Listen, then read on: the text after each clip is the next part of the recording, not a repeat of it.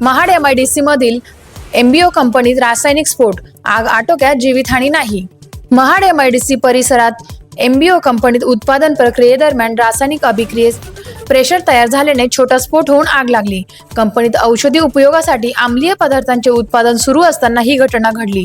कंपनीच्या अंतर्गत अग्निशमन पथकाने तात्काळ धाव घेत आग नियंत्रणात आणली। सुदैवाने या दुर्घटनेत कुठलीही जीवितहानी किंवा दुखापत झाली नाही।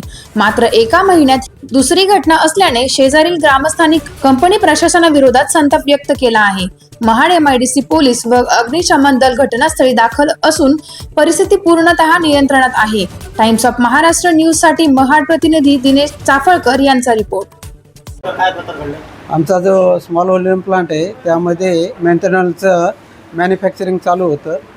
तर दुपारी साधारण 2:30 ते 3च्या दरम्यान एक 100 लिटरची ग्लास असेंब्ली ज्यामध्ये या मेंटेनन्सचं रिॲक्शन मास होतं ती प्रेशराईज होऊन बस्ट झाली आणि बाहेर हे सगळं रिॲक्शन मास आहे ते जे काही AHUच्या डक्ट गेलेत त्यावर स्पिल झालं आणि तिथं फायर कॅच झाली। तर फायर कॅच झाल्यानंतर आम्ही इमिजिएट इमर्जन्सी सायरन रेज केला आणि लोकांना कल्पना दिली। त्यावेळेस आमचे इंटरनल फायर फायटर तिथं सगळे आमच्या इन्स्ट्रक्शननुसार आले आणि साधारण 10 मिनटामध्ये AFFF फोमचा वापर करून आणि त्याचं ब्लँकेटिंग करून त्या फायरवर 10 मिनटाच्या आत ती आटोक्यात आणली।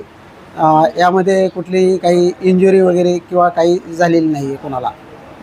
आता सध्या कंडिशन काय आहे?